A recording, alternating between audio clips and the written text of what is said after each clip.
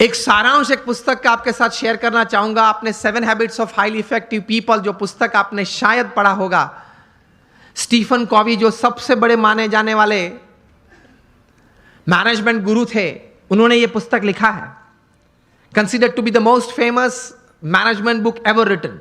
New York Times के best seller में 60 हफ्ते तक ये टॉप पे थी और आज शायद 90% बी स्कूल्स में जहां MBA की डिग्रीज मिलती हैं यूरोप अमेरिका के साथ सब स्कूल्स में ये पुस्तक पढ़ाई जाती है। और फॉर्च्यून 500 कंपनीज के शायद ही कोई एग्जीक्यूटिव्स बचे होंगे जिन्होंने इस पुस्तक का कोई कोर्स ना किया हो, कोई क्रैश कोर्स 1 हफ्ते का, 2 हफ्ते का, 5 हफ्ते का कोर्स ना किया हो। इस पुस्तक उन्होंने लिखा, बहुत समझने वाली ये बात है, ध्यान से सुनना। उन्होंने अपने जीवन में यह पुस्तक लिखने से पहले 3000 सक्सेसफुल लोगों का संपर्क किया, जो सिर्फ धन कमाने में या व्यवसाय बढ़ाने में सफल नहीं, बड़े व्यवसाय के साथ जीवन के सभी रोल में सफल थे। हस्बैंड या वाइफ, ब्रदर या सिस्टर, नेबर या रिलेटिव, फ्रेंड, डॉटर या सन, सभी जो रोल हमें जीवन में सभी को करना है, वो सभी रोल में ये लोग सफलता उन्होंने पाई थी। ऐसे 3000 से ज्यादा लोग को वे मिले और मिलने के बाद शांति से 3 साल तक सोच मतलब विचार किए और फिर ये पुस्तक लिखिए, the 7 habits of highly effective people. मतलब अति असरकारक व्यक्तित्व धराने वाले व्यक्तियों के जीवन में ये 7 आदतें मैंने कॉमन देखी। मैं सभी का वर्णन नहीं करना चाहूंगा, लेकिन सिर्फ आपको नाम देता हूं। प्रथम आदत थी प्रोएक्टिव, जो सफलता के लिए बहुत जरूरी है। हम लोग एक्टिव तो हैं, प्रोएक्टिविटी मतलब प्रतिकूल परिस्थिति में सानुकूल प्रतिभाव। प्रतिकूल परिस्थिति में सानुकूल प्रतिभाव। आपके घर में आपके मन के मुताबिक बात नहीं बनी, फिर भी आप सबको साथ देना चाहते हो।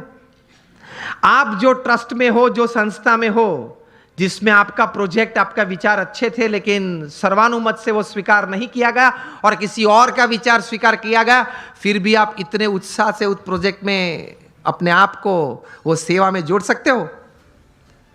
ये बोलते हैं प्रतिकूल परिस्थिति में सानुकूल प्रतिभाव। आपका किसी ने अपमान किया, फिर उस वक्त आप स्थिर रह सकते हो। ये सफलता के लिए बहुत जरूरी है। कोई बड़ी आपत्ति आपके जीवन में आ गई, a setback, a failure is part of life, लेकिन उस वक्त आप स्थिर रहे। आपने जो विचार या उस वक्त जो एक्शंस बताए वो नीति नियम के अनुसार थे या गैर रीति में आप चले गए। प्रतिकूल परिस्थिति में सानुकूल प्रतिभाव।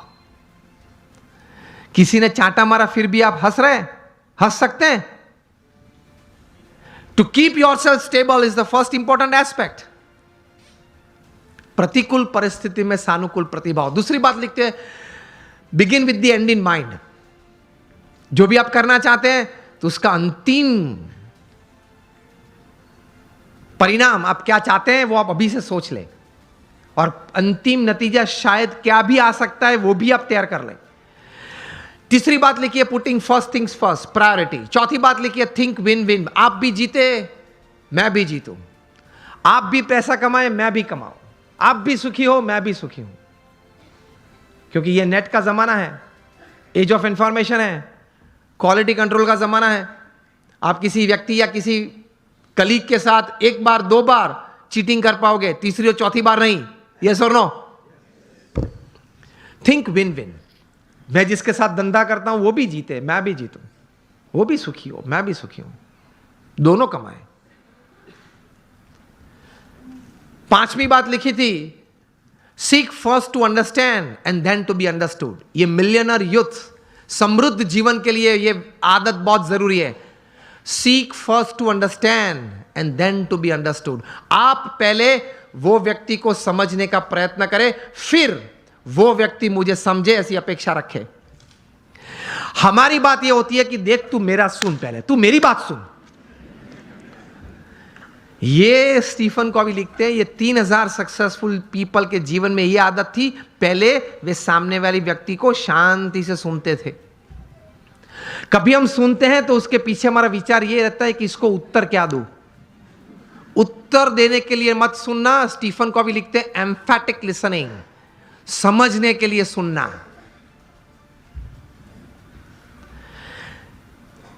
पांच आदतें हुई। 6 लिखते हैं सिनर्जी। एनर्जी तो हम सब समझते हैं, मतलब आगे ऐसा लगता है। सिनर्जी मतलब 2 या 2 से ज्यादा व्यक्ति जब साथ में आते हैं, कुछ काम करने का निर्णय लेते हैं, काम करना शुरू करते हैं, मतभेद हो जाते हैं, कभी मनभेद भी हो जाते हैं, फिर भी साथ रहने का निश्चय करते हैं, साथ रहते हैं और चर्चा करते हैं, कॉमन मिनिमम प्रोग्राम डिसाइड करते हैं, कॉमन मिनिमम प्रोग्राम के लिए अपनी एनर्जी रिसोर्सेज अंदर डालते हैं, एक परिणाम पैदा करते हैं और परिणाम का आनंद लेते हैं, उसी आनंद में दूसरा काम करने का तैयार करते हैं, उसको सिनर्जी बोलते हैं। ये सिनर्जी के साथ काम करना वो आपको समृद्ध बनाएगा। लेकिन हमारी विचारधारा और आदत ऐसी है, 1 इंडियन इक्वल टू 3 जापानीज। एक भारतीय, उसमें इतनी ताकत होती है, 3 जापानीज जो काम कर सकते हैं वो एक भारतीय कर सकता है। 1 Indian equal to 3 Japanese, 2 Indians equal to 1 Japanese. अब पता चला, जब 2 भारतीय साथ में आते हैं ना, तब संप टूटता है। मेरे हिसाब से करना है, वो बोले मेरे हिसाब से करना है, तो फिर दोनों की शक्ति साथ में आती है तो भी कितनी बन जाती है, एक जापानीज जैसी। And 3 Indians equal to 0। 3 साथ में आ जाते हैं तो 0 बन जाता है। मुझे तो अभी कहा गया कि सब यहां जो आपकी टीम है जीतो की और ये ऑर्गेनाइजेशन के, सब कई बार बात करते थे, सब जब पीछे बैठे थे, बहुत सम से एक बहुत अच्छी टीम बनी है और बहुत अच्छा कार्य कर रहे हैं। बोल रहे थे कि सब यहां देने आए हैं, निस्वार्थ भाव से सेवा करने आए हैं। तो ये एक भावना है तो ही इतना बड़ा काम होता है, वरना कैसे होता है। और 7th हैबिट लिखते हैं शार्पन योर सॉ। मतलब आपको अगर if you want to cut a tree by a saw तो you have to sharpen it. तो your saw, your physical saw, you have to keep exercises, mental saw, you have to keep good reading and thinking good. Your emotional saw, that is you have to have the right type of feelings, and your spiritual saw. इसमें Stephen Covey लिखते हैं कि connect with your creator through prayers every day. आप अपने सर्जनहार के साथ संबंध नित्य रखना प्रार्थना के रूप से। ये 3000 सफल व्यक्ति के जीवन में उन्होंने भगवान के प्रति श्रद्धा दृढ़ देखी। ये सफलता का बहुत बड़ा कारण है।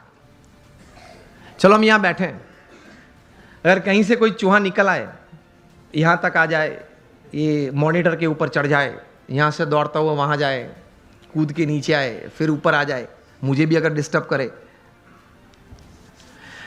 ऐसी क्रिया अगर आप देखें तो आपके मन में क्या विचार आएंगे?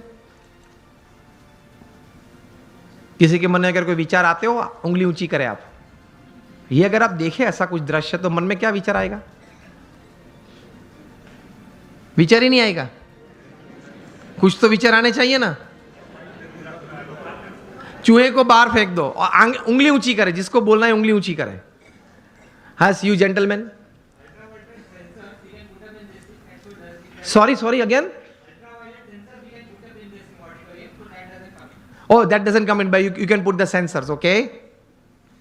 विचार तो हमारे पास कहीं के पास होते होंगे, लेकिन उंगली ऊंची नहीं करे। चलो हाँ, आप बताए। हाँ सु सफाई बरोबर नहीं मुक्त है। We have all this kind of thoughts. Let me come to the topic. तो आपको कई प्रकार के विचार हम सबको आते हैं। ऐसा ही प्रसंग कहीं दशकों के पहले बना। अमेरिका में एक व्यक्ति बैठा था, वो क्रिएटिव डायरेक्टर के रूप में, क्रिएटिव आर्टिस्ट के रूप में अपने आप का परिचय दे रहा था, और लेकिन किसी ने उनके में क्रिएटिविटी देखी नहीं और 2 साल में 7 जॉब्स में से वे रिजेक्ट हुए। बैठे थे, बर्बाद हो गए थे, $5 जेब में थे, 29 तारीख थी, 2 दिन के बाद घर भी खाली करना था, कहाँ जाएंगे कहाँ खाएंगे कुछ पता नहीं था। इसमें ऐसी एक घटना बनी। Half a piece of bread लेके बैठा था, एक हाफ कप कॉफ़ी था, और चूहा आया, ऊपर आया, देखा कि अंदर क्या है। वो देख रहा था बैठे बैठे गैरेज में। चूहा ने कुछ चाय पी तो बोले कि ठीक है यार, मेरे नसीब में कहीं कुछ था, लोग ले गए, आज तू ये भी ले जा चल। फिर वो half a piece of bread भी उठाई, यूं दौड़ा, इस तरफ दौड़ा। उसमें से एक विचार आया। ही थॉट कि चूहे की ये क्रिया, it entertained me. Can I show the same acts of this mouse to the children of the world, entertain them and make big money? इसी चूहे की यही क्रिया मैं छोटे छोटे बच्चों को पूरी दुनिया में दिखाऊं, उनको खुश करूं और उनके माता पिता के पास से बहुत बड़े पैसा कमा सकता हूं। और इस विचार में से पैदा हुआ the most famous character of motion picture, Mickey mouse. अब सबके मन में मिकी माउस शब्द में वॉल्ट डिज्नी भी आ गया। पहले मैंने पूछा तब क्यों नहीं आया? मुझे सब आपको यही बात सिखानी है कि अगर आप अपने जीवन में थोड़ी आंख खुली रखेंगे, कान खुले रखेंगे, क्रिएटिविटी जीवन में रखेंगे कि नित्य नियम जो है, नित्य जो दौर है, उस हिसाब से पूरा जीवन पूरा नहीं करना है, कुछ नया करना है, कुछ अच्छा करना है, कुछ बढ़िया करना है, something new, something creative, then you will enjoy your life. और कुछ ऐसी बात शायद आपके हाथ में आ जाए, it can turn around your life, isn't it? It can turn around societies, it can turn around nations. इसी ताकत है क्रिएटिविटी में। तो ये थोड़ा क्रिएटिविटी भी रखना, अपने आप पर आत्मविश्वास भी रखना।